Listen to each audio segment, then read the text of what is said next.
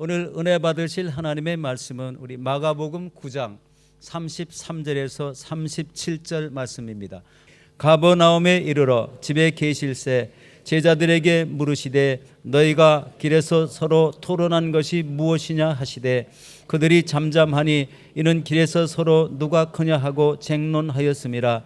예수께서 앉으사 12 제자를 불러서 이르시되 누구든지 첫째가 되고자 하면 뭇사람의 끝이 되며 뭇사람을 섬기는 자가 되어야 하리라 하시고 어린 아이 하나를 데려다가 그들 가운데 세우시고 안으심에 제자들에게 이르시되 누구든지 내 이름으로 이런 어린 아이 하나를 영접하면 곧 나를 영접하며 누구든지 나를 영접하면 나를 영접함이 아니요 나를 보내신 이를 영접함이니라.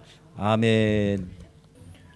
이 귀한 시간을 허락하신 하나님께, 그리고 교회의 리더십 우리 장로님 또 김범선 목사님 한 분 한 분께 감사드립니다. 오늘 이 말씀은 우리가 익히 잘 알고 있는 말씀입니다. 예수님이 제자들과 함께 가버나움에 길을 걸으시며 가버나움의 한 집에 머무르시게 됩니다. 머무르시면서 길에서 있었던 일을 묻습니다.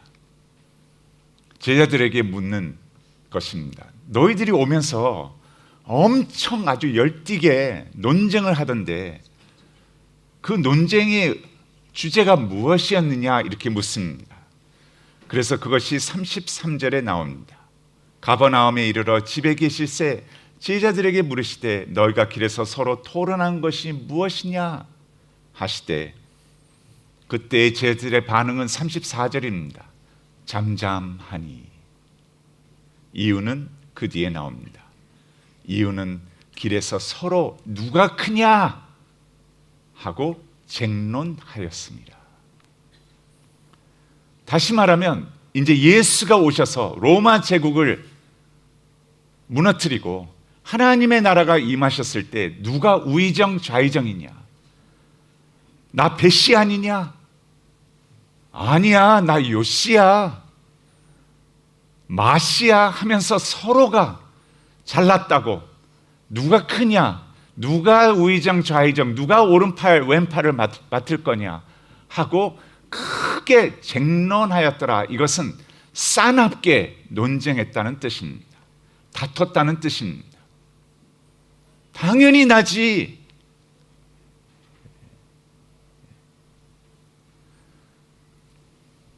그것이 있었을 때 예수님은 잠잠하게 있는 제자들을 향해서 죄에 대해서만큼은 십자가에 돌아가실 만큼 하나님의 심판이 분명하게 우리를 위하여 있었던 것처럼 그 십자가의 사랑이 그 마음으로 사람에 대해서는 간절한 그 사랑의 초청으로 제자들에게 말하십니다. 여러분, 예수님은 성경의 몇 구절에서 진정으로 정말 화냈던 모습을 드러내십니다. 하나님의 성전을 장사의 구렬로 만들었다. 엄청 화나셨습니다. 그 중에 화났던 구절 몇 개 중에 하나가 바로 이 제자들이 누가 크냐 하고 쟁론을 벌였다는 그것에 엄청 죄에 대해서는 화를 내셨지만 그 죄인을 구원하신 십자가의 사랑으로 그 다음 구절서부터는 그 사람에 대한 간절한 초청장과 함께 사랑의 초청을, 가르침을 주시고자 합니다. 그러면서 이렇게 얘기를 합니다. 예수께서 앉으사 35절에 12 제자를 불러서 이르시되 그래, 너희가 말한 대로 세상에서 누가 크냐라고 너희는 논쟁했는데 누구든지 첫째가 되고자 하면 뭇사람의 끝이 되며 뭇사람을 섬기는 자가 되어야 하리라 하시고, 천국에서의 첫째가 누구냐? 가장 큰 자가 누구냐? 가장 하나님이 기뻐하시는 자가 누구냐? 세상은 뭔가 누리는 자, 가진 자, 뭔가 이름을 내놓을 수 있는 자, 직함이 많은 자, 그 사람과 사진 찍기를 좋아하고 그 사람과 어울리기를 좋아하는 사람들이 찾고 책에서 읽혀지고 뉴스에 나오고 그러한 자들이라고 얘기하지만 여기에서 천국에서의 가장 큰 자는 누구냐 하는 것을 이렇게 두 가지의 조건으로 설명하십니다. 무사람이 무엇입니까? 사람을 순위로 나열한다면 맨 끝에 있는 자를 얘기합니다. 그 맨 끝에 있는 자 뒤에 쓰는 것이다. 구원해 주신 그 은혜 하나만으로도 족합니다. 죽을 수밖에 없는 영원한 심판에, 근데 그 심판의 이상으로 나에게 은혜와 십자가의 사랑을 알게 해주시고 그것을 가슴속에 심어주시고 살게 하시고 주님과 영원히 함께하는 삶의 준비를 이 땅에서 살게 하신 주님께, 그래서 무사람의 맨 끝에 뒤에 서서 두 번째 조건은 바로 내 앞에 있는 맨 끝에 있는 자까지 그리스도의 가슴과 사랑으로 바라보며 다가가며 그리스도가 나를 섬기셨던 것처럼 그 한 사람을 섬기는, 그것이 천국에서 가장 큰 자다. 이것은 먼저 우리의 그 제자의 길을 보여주신 하나님의 목적을 가지시고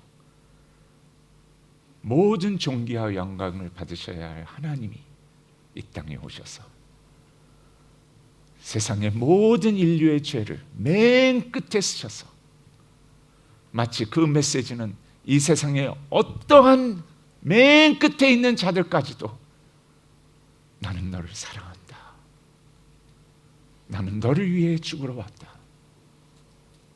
그리고 너가 승리할 삶을 위해 부활했단다, 이 말씀을 주시고자 하는 그리스도의 가슴을 우리에게 심으시고 그것에 따라 살게 하시는 사랑의 주인이신 예수가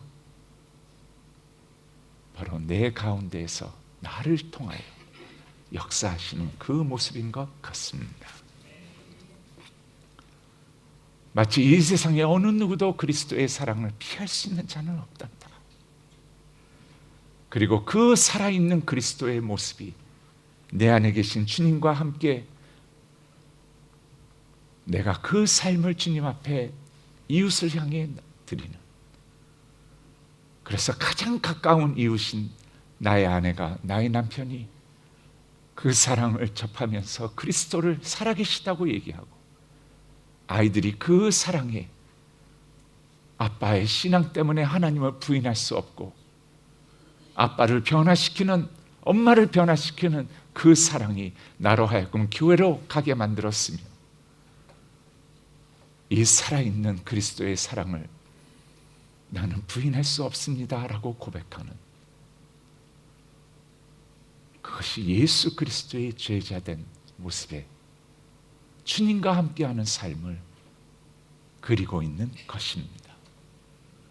그러면서 예수님은 무사람 맨 끝에 서서 맨 끝에 있는 사람을 그리스도의 가슴으로 섬긴다고 얘기하는 그것을 36절에는 그것을 예로 드러내십니다. 36절을 같이 읽어보겠습니다. 어린아이 하나를 데려다가 그들 가운데 세우어 앉으시고 제자들에게 이르시되, 37절, 누구든지 내 이름으로 이런 어린아이 하나를 영접하면 곧 나를 영접하며, 누구든지 나를 영접하면 나를 영접함이 아니요 나를 보내신 이를 영접함이라. 예를 듭니다. 여러분, 왜 어린아이 하나를 데려다가 그 아이를 세우시고 안으시며 그 아이를 앉히시고 무릎 위에 앉히시고 제자들에게 얘기를 합니다.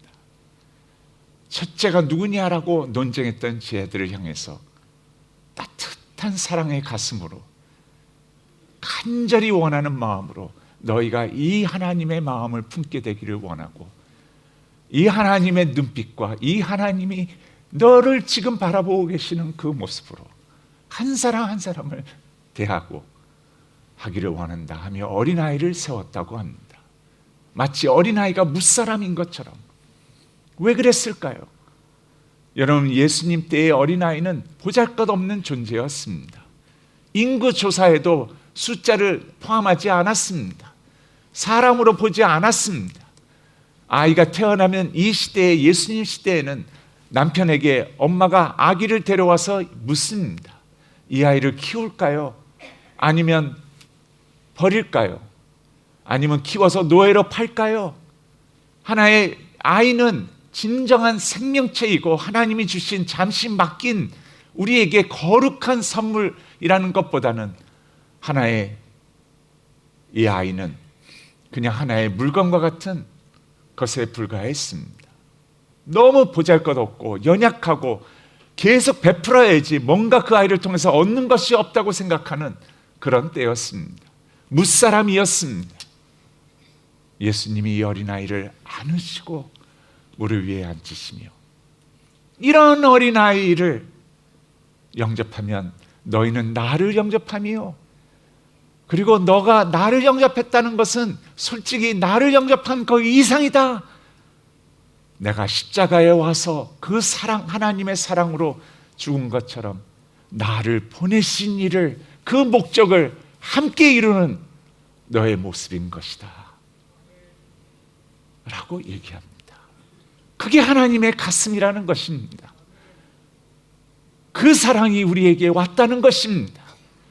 그리고 그 십자가를 영접했을 때 그 사랑은 내 안에서 죽어있는 십자가가 아니라 살아서 나는 죽고 나를 사랑하사 나를 통하여 나와 함께 이웃을 향해 그리스도의 눈빛이 되고 그리스도의 가슴이 되고 그리스도에게 다가가는 그러한 자로 되기를 원하신다는 간절한 초청장이고 호소인 것입니다. 여러분, 이것이 기독교인이냐 아니냐에 있어서 내가 주님 앞에 성장하느냐 마느냐 하는 것에 바로 기준치인 것입니다. 이랬을 때 이런 어린아이를 내 이름으로 영접하면, 여기에서 영접이란 뜻은 가족으로 내가 대환영을 하며 그 아이를 보살펴 준다는 뜻입니다. 근데 여러분, 쉬운 일이 아닙니다. 왜냐하면 어린아이를 무사람이라는 예로 들은 것뿐입니다. 아이들은 우리는 보면 당연히 받아들이려고 하겠죠. 근데 예수님은 무사람이라고 하며 어린아이, 보잘것없고 연약한 누군가의 도움이 필요한 이러한 자를 얘기합니다. 다시 말하며 가족처럼 대환영을 하고 끝까지 보살펴준다. 임마누엘, 하나님의 모습이죠. 우리가 존경하고 우리가 원했던 분이 우리 집에 문을 두드린다면 우리는 기쁨으로 맞이하며 환영하고 그분을 섬길 것입니다. 그런데 까마짭짭한 방랑자가, 범죄자 같은 생긴 사람이, 나와 아무 상관이 없는 자가 문을 두드린다면 우리는 주저할 것입니다. 아무리 무사람이고 아무리 이 성경을 알아도 우리는 힘겨워하며 받아들임에 있어서 저 또한 어려움을 갖게 될 것입니다. 나의 사랑으로 나와 함께 예수가 십자가의 사랑으로 우리를 섬겼던 것처럼 맨 끝에 있는 무사람을 섬길 수 있는 자가 되기를 원하신 하나님의 그 간절한 마음을 안다 하더라도 우리는 주님, 죄송합니다. 두렵습니다. 무섭습니다. 이 사람까지는 요구하지 마십시오. 라고 힘겨운 나의 솔직한 심정을 얘기할 수밖에 없을 것입니다. 왜냐하면 그 사랑이 나에게는 없기 때문입니다. 그런데 주님의 제자로 산다는 것은 그 사랑을 흉내내라고 얘기합니다. 따라하라고 얘기합니다. 그랬을 때 우리는 너무나도 힘겨운 내 안에서의 생각들이 교체하게 됩니다. 여러분, 여기에서의 영접이라는 이유가 뭔지 아세요? 그것은 아무리 무사람이라 하더라도 하나님의 눈에는 그 한 사람은 생명이 있다면 존귀하다는 것입니다. 존귀하다는 것입니다. 존귀란 무엇이냐? 하나님이 그 한 생명을 나와 함께 멋진 걸작품으로 이 땅에 세우기를 원한다는 그 존귀한 마음입니다. 영어로는 dignity라고 합니다. 저는 이 존귀함을 컴패션을 통해서 배웠습니다. 미국에서 제가 컴패션에 조인을 했을 때 팜플렛들을 보면서 미국 총재에게 저의 첫 번째 컴패션에서의 질문은, 아니 이 팜플렛과 컴패션 영상을 보면 아이들을 도울 마음이 전혀 안 생긴다고, 얘들이 배가 불룩 나오고 마치 막 죽는 아이들 같이 빈민가 있는 아이의 사진을 보인다면 진짜 도움이 필요하구나, 불쌍하구나, 돌봐줘야 되겠구나 하고선 다가갈 텐데 이 애들 사진을 보라고 돕기 원하는 마음이 전혀 안 생긴다고. 우리 아이와 뭐가 그렇게 다르냐고, 무슨 이런 아이를 도와야 되냐고. 그랬더니 총재가 저에게 얘기합니다. 우리가 왜 이 사진들을 내놓는지 아냐고. 우리 이 아이들도 전부 컴패션에 들어오기 전에는 다 너가 말한 그러한 존재의 아이들이었다고. 근데 왜 이 사진만 고수하면 내놓는지 아냐고. 왜 애들의 활짝 핀 모습만 내놓는 줄 아냐고. 그 이유는 dignity. 하나님은 한 번도 이 아이를 향해 그 이전의 모습으로 바라보기를 원치 않으시는 분이시기 때문이라고. 그러면서 저에게 설명을 해요. 너가 만약에 아프리카에서 대물림된 가난으로 공부도 못했고 아무것도 할 수 없어서 겨우 생존하면서 아이를 탄생하게 하고 너의 아이가 너가 보살필 수가 없어서 가난 가운데 아이가 너 무릎 위에서 지금 누워서 죽어가고 있다면, 배가 불룩 나오고 온 파리떼가 그 아이의 얼굴을 덮치고 있으며 아이는 신음소리도 못하고 죽어가고 있는 가운데 나 같은 백인한 사람이 너 아이를 도와주겠다고 하면서 너 아이의 사진을 찍어서 이 아이를 도와주세요 하고 전 세계에 사진을 배포한다면 너는 부모로서 너 애의 사진이 그렇게 나가는 것을 어떻게 생각하겠냐고. 그것을 원하는 것이냐고. 그게 아니라 너의 아이가 컴패션에 들어와서 그리스도의 사랑으로 매일 샤워를 몇 번씩 하게 되면서 냄새가 없어지고 영양실조에서 건강한 아이로 변하며 깨끗한 옷을 입고 예수님의 사랑으로 아이가 활짝 피어가는 모습으로 사진이 찍혀서 그 사진이 이 아이처럼 되게 해주세요. 바로 이런 아이들입니다. 꽃이 피어나고 있습니다. 하나님이 원하셨던 한 생명을 향한 존귀함이 드러나고 있습니다. 함께 해주세요 라고 한다면 너는 부모로서 어떠한 너의 아이의 사진이 나가는 것을 원하겠냐고. 바로 영접한다는 것은 어디에서부터 시작이냐? 당신은 하나님 앞에 존귀한 걸작품입니다.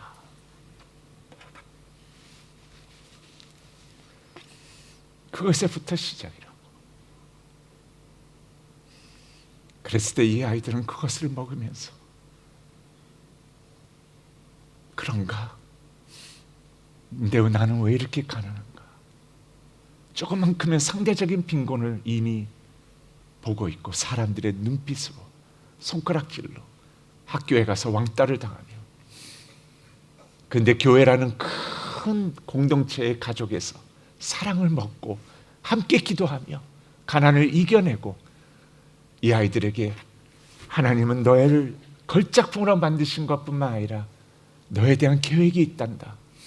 그리고 컴패션과 후원자와 교회는 바로 그런 아이가 너가 되기를 위해 그 꿈을 잊지 않고 함께 기도하며 그것을 이겨내고 대학교까지 졸업해서 공부의 기회를 얻고 건강한 모습으로 커서 너의 탤런트가 하나님이 심어주신 은사들이 공부의 기회를 통해 이 세상의 최상의 모습으로 드러났을 때 그 영광을 받으시며 기뻐하시는 하나님이시란다. 그것이 바로 하나님의 존귀함이라고. 걸작품으로 만든 것이 걸작품으로 활짝 피어져서 하나님 앞에 쓰임받는, 그것이 하나님의 기쁨이고 그것이 존귀함이라고.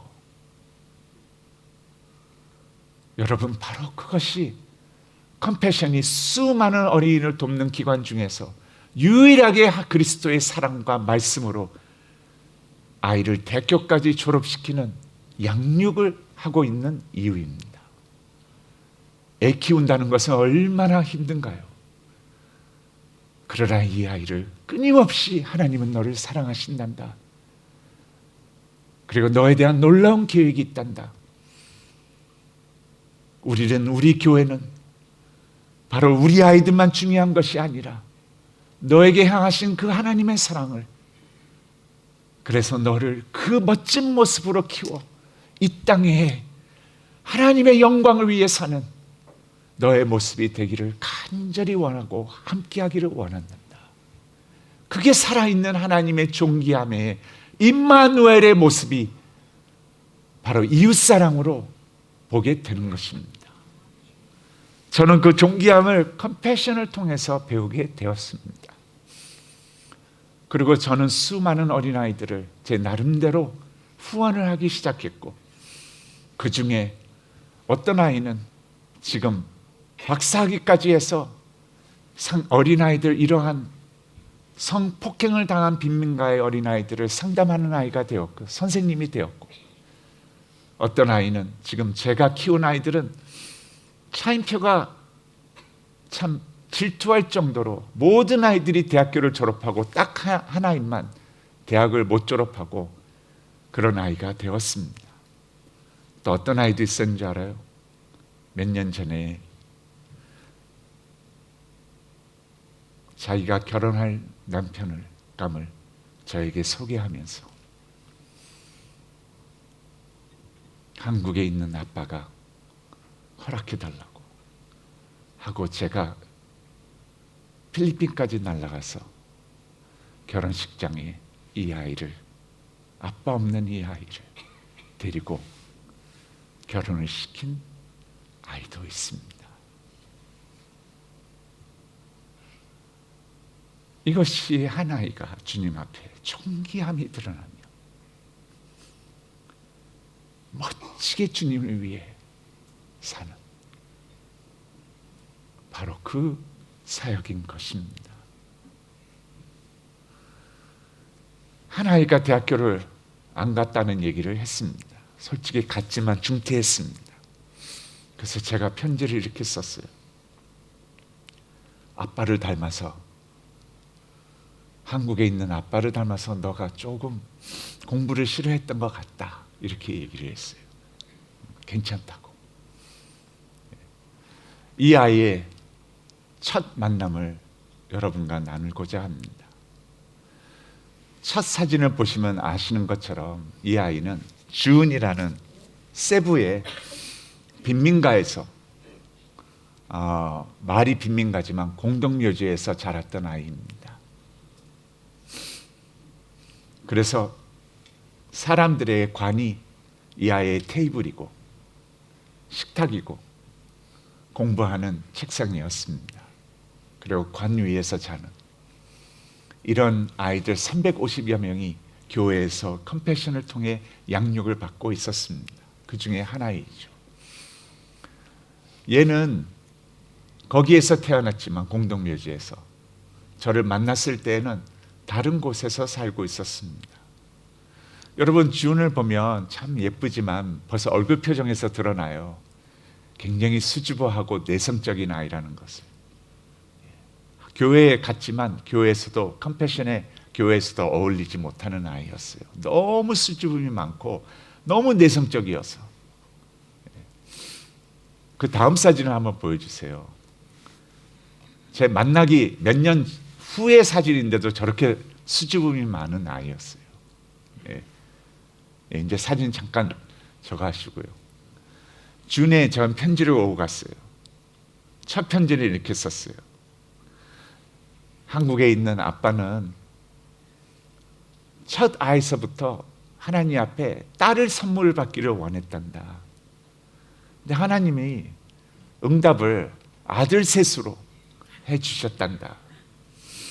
그래서 굉장히 좀 섭섭함도 있었고 당연히 하나님의 최선이고 최상이라는 걸 받아들였지만 딸을 키우고 싶었는데 하나님이 너를 첫 딸로 나에게 선물을 주셨구나. 너가 너무나 잘 자라기를 원한단다. 힘들고 어려울 때마다 아빠한테 얘기하면 함께 기도해 줄게 하면서 편지를 썼어요. 그리고 사진에 나왔는데 너는 하나님이 걸작품으로 이렇게 예쁘게 만드셨구나. 너의 이 아름다운 모습이 하나님 앞에 멋지게 펼쳐지기를 원한단다. 아빠는 한국에서 우리 애들을 위해서 기도를 할 때마다 우리의 아이라는 그 기도의 이름마다 너의 이름이 포함된단다. 그래서 너를 동일하게 딸로 나는 가슴에 품으며 너와 함께하기를 원한단다. 그리고 좀 더 컸을 때는 하나님이 너에 대한 계획이 있는 걸 너는 아니. 그것을 꿈을 꾸기 시작해봐라. 왜냐하면 아빠가 너 대학교까지 보내줄게. 우리 애들 학비를 대는 것처럼 너가 대학교만 성적이 들어갈 수 있다 그러면 아빠가 너를 대학교를 졸업시키고 박사학위를 한다면 박사학위까지 졸업시킬게. 근데 부담은 갖지 마라. 꼭 대학교가 너로 하여금 하나님 앞에 멋진 아이로 만드는 것은 아니란다. 근데 최선을 들이는 아이가 되고 됐으면 좋겠다. 이렇게 계속 썼어요. 그러면서 저는 그 아까 두 번째 보여주셨던 그 사진 전에 몇 년 전에 한 5살쯤 됐을까요? 찾으러 갔어요. 왜냐면 컴패션 대표니까 자주 가잖아요. 그래서 세부로 갔을 때 이 아이를 만나고 싶다 했는데 아이가 교회에서 딱 만났는데요. 모든 아이들은 중앙에 앉아가지고 지금 한국에서 오신 후원자님들 앞에서 막 댄스도 하고 노래도 하고 찬양도 하고 간증도 하고 막 너무 좋은 밝은 모습으로 보여주는데 아무 차도 없는 거예요. 봤더니 저 구석에 엄마가 앉아 있는데 엄마 이 무릎 위에 얘는 전혀 어울리지 못하는 수줍어하는 내성적인 그런 아이였어요. 그래서 그 아이를 보자마자 가가지고 아이한테 갔더니 아이는 계속 고개를 이렇게 안 보려고 이래요. 딱 그거였어요. 보고 싶은데 안 돼요. 근데 그 엄마요, 한국 엄마하고 똑같아요. 인사해, say hi, 계속 그러는 거예요. 그랬더니 얘가 계속 이러는 거예요. 그래서 제가 leave her alone, it's okay, I'm fine, I know she's saying it, don't do it, don't poke her. 제가 그랬어요. 그랬더니 엄마가 계속 say hi 이러는 거예요. 그래서 대화를 못했어요. 왜냐면 엄마가 계속 다독거리니까. 그러고 나서 예배가 다 끝나고 이제 애 집을 방문하게 됐어요. 가정 방문을. 가정을 갔는데 다른 아이들은 어찌됐든 공동묘지 또는 빈민가에 조그마한 단칸방도 안 되는 그곳에 7, 8명이 살죠. 저를 재래시장으로 데려가는 거예요. 여러분 상상해 보세요. 얘가 사는 곳은요, 다른 곳이 아니라 재래시장 안에 테이블이 하나 놓여져 있고 테이블보가 있고 그 위에 야채상을 하고 있었어요. 엄마가. 어디서 사니? 했더니 말을 안 해요. 엄마가 얘기해요. 그 테이블보가 밑에 바닥까지 깔렸죠. 그 안에서 산다고 얘기합니다.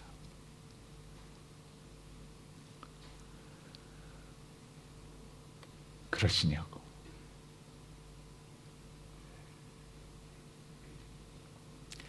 이 아이를 오랫동안 생각했지만 아무 얘기가 없었기 때문에 저는 조그마한 월세 단칸방이라도 있을 줄 알았어요. 이 아이를 위해서 첫 번째 제가 딸을 위해서, 딸이 태어나면 뭘 줄까 해가지고 고민하다가 코스코에서 바비 인형을 이렇게 세트를 사가지고 가져갔어요. 여동생도 있다는 걸 알고, 여동생은 장난감으로, 어린아이 더 어리니까 이 소꿉장난하는, 얘가 성격이 딱 드러나요. 선물을 받았는데 내가 You can open it, 열어도 된다 그랬더니 그 부엌하고 포장지를 뜯지 않고 상자를 긁어요. 그러니까 위에서부터 긁었는지 이렇게 바비 인형 얼굴이 딱 나오니까 이 표정이요, 너무 애가 너무 좋아가지고 그 인형을 꼭 껴안고, 나중에 이렇게 위에 박스 뚜껑을 열더니 인형을 꺼내는 게 아니고요, 브러쉬를, 이만한 브러쉬를 꺼내서 그 브러쉬를 손가락으로 긁고 있고 인형은 꼭 안고 있어요. 그랬더니 엄마 또 시작됐어요. Say thank you, say thank you, say thank you. 그래서 제가 No, please leave her alone. 괜찮다고. 그러면서 엄마랑 막 대화했어요. 안 그러면 계속 애를, 그러면서 엄마가 쭉 얘기를 하다 그래요. 너무 감사해요. 당신이 우리 아이를 이렇게까지 학교와 의료와 식사와 모든 것을 할 수 있게 교회와 함께 해줄 수 있어서 제가 이제 고등학교를 다니기 시작했습니다. 나이가 20대 후반이거든요. 애들 아빠는 그냥 떠났습니다. 결혼한 적이 없거든요. 그래서 이 여자아이가 제 편지를 많이 기다렸던 것 같았어요. 대화를 다 나누고 이제 떠날 시간이 되어서 엄마가 또 애를 다독거릴까 봐 테이블 건너편에 있었는데, 여러분 상상해 보세요. 지금 영상팀이 한국에서부터 재래시장으로 같이 들어가는데, 시장이 이제 더 이상 장사가 되는 게 아니라 한국에 있는 사람들이 와가지고 지금 후원자들과 함께 영상팀과 이 아이 앞에 서니까 이게 무슨 일인가 하고 필리핀 사람들이 다 모인 거예요. 얘 어떻게 되겠어요? 그 앞에서.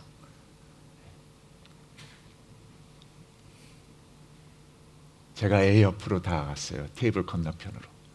그래서 귀에다 대고 엄마 듣지 않게, 준, I love you. 근데 지금 막 떠나야 하는데 너가 편지에 하트도 그려주고 그런 것처럼 한번 안아줄 수 있겠니? 근데 부담되면 안 해도 돼. 근데 움찔거리면서 아무것도 안 해서 부담을 주기 싫어서 테이블 건너편으로 다시 와서 인사하고 떠나려고 했어요. 그때 얘가 인형을 옆에다가 테이블에 다 올려놓더니 그 많은 사람들 앞에서 테이블 위로 걸어오더니 저를 꼭 안고는 한동안 놓지를 않아요. 저와는 한마디도 나누지 않았어요. 근데 저는 이 아이를 통해 모든 메시지를 가슴속에 담았어요.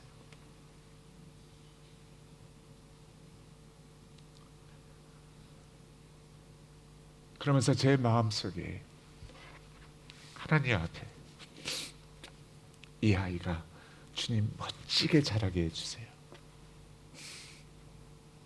고등학교를 졸업하고 열심을 다해서 교회를 열심히 섬기고 고등학생 때부터 교회 주일학교 아이들을 제자 훈련을 하고 이러면서 대학교를 들어갔다는 소식에 너무 기뻤어요. 근데 말씀드린 대로 아이가 너무 죄송해요. 제가 공부가 힘들어서 괜찮다고 중퇴를 했어요.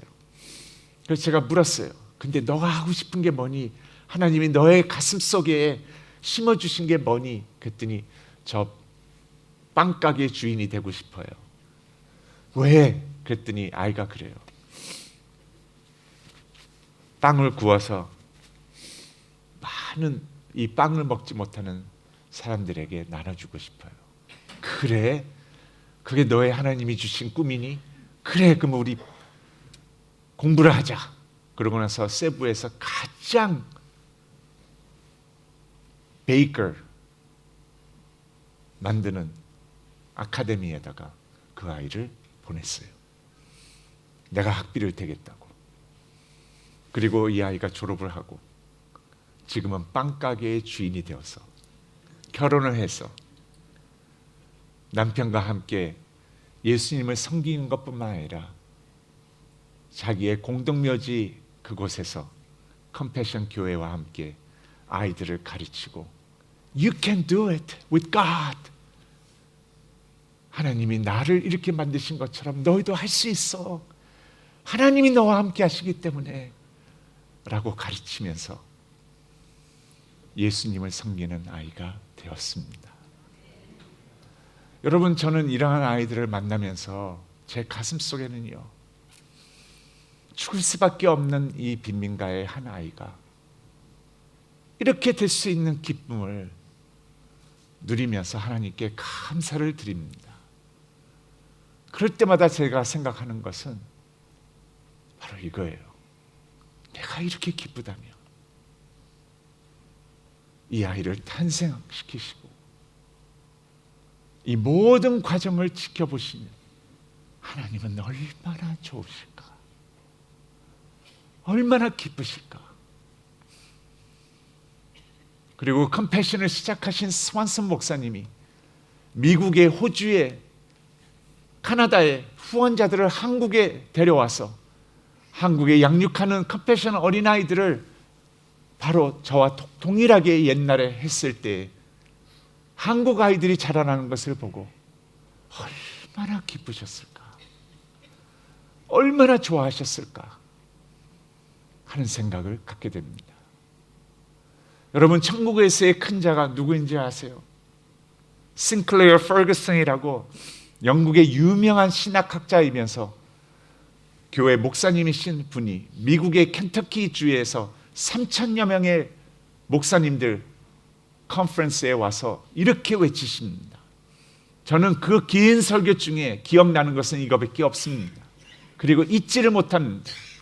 3,000명을 향해서, 목회자들을 향해서 싱클레어 퍼거슨은 이렇게 외칩니다. 목사님 여러분, 여러분의 사무실을 방문한다면 여러분의 사무실의 가장 중앙에 놓여져 있는 사진은 어떤 사진들인가요? 유명 인사와 찍은 사진. 많은 사람들이 그 사진을 보면서 대통령이네, 누구네 하면서 다 알아볼 수 있는 사람. 그러면서 우리 목사님 또 유명한가 보다. 저런 분과 사진을 다 찍을 수 있었으니, 이런 생각을 하는 것입니까? 여러분, 잘 들으시기 바랍니다. 목사님 여러분, 천국에 계신 하나님은 전혀 개의치 않으십니다. 아무 상관이 없습니다. 그러나 여러분이 이 땅의 가장 낮은 곳에 있는 소자와 함께 그리스도의 가슴으로 그 한 사람과 함께 사진을 찍으며 그 한 사람을 가슴에 품는다면 천국에서는 대형 스크린에 전국 잔치와 함께 천사들이 환호하며 기뻐하며 눈물을 금치 못하며 여러분의 그 사진을 접하게 될 것입니다. 바로 그것이 예수님이 십자가의 간절한 사랑의 메시지로 오늘 37절을 얘기하고 있는 것입니다. 예수님이 한 어린아이를 세우고 앉으시사 누구든지 이런 어린아이 하나를 영접하면 그 영접은 바로 나를 영접한 것이요, 그리고 나를 영접했다는 것은 나를 영접함이 아니요 그것보다 더 크신 나를 보내신 하나님의 십자가와 사랑을 함께 이루는 자, 바로 그분을 영접하는 것이라. 여러분, 여기에는 우리에게 큰 숙제가 있습니다. 아까 말씀드린 대로 무사람이 내가 원치 않는 사람이라고 했을 때, 나와 피도 섞이지 않은 아무 관계가 없는 아이라고 했을 때 우리의 마음은 벌떡 뛰어가지를 못합니다. 근데 저는요, 진짜 은혜이고 사랑의 호소라는 걸 어디서 느끼는 줄 아세요? 내 이름으로, 누구든지 내 이름으로 너는 할 수 없다는 것을 내가 안다. 너는 별로 마음이 그렇게까지, 근데 너가 나를 사랑한다고 하면, 내 사랑이 너에게 임했다고 하면, 비록 너는 안 되지만 용기를 내어 나와 함께 내 이름으로, 너의 이름이 아니라, 너의 가슴이 아니라 내 이름으로 주님 사랑 고백이, 그 이름으로 너가 용기를 내어 어린아이 하나를 영접한다면 그것은 나와 함께하는 사랑의 여정이며, 그리고 그 용기와 그 순종은 나를 보내신 이를 내가 십자가에서 순종한 것처럼 바로 영접하는 것이라.